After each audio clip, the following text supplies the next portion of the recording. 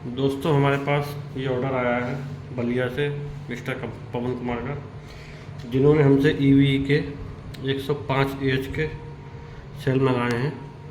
इनकी कैपेसिटी निकल के आई है 112 एच, साथ में 100 एम्पियर 4S का BMS with sensor and balance के साथ में है।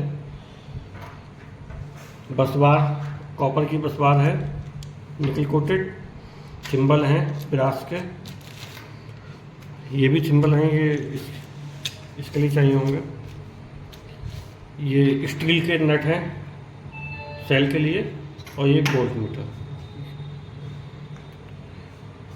अगर आपको भी हमारे यहाँ से लेना है बहुत ही अच्छे रेटों में, एक बार संपर्क जरूर करें और चैनल को लाइक एंड सब्सक्राइब जरूर करें ताकि अपडेट वीडियो आती रहे। Thank you.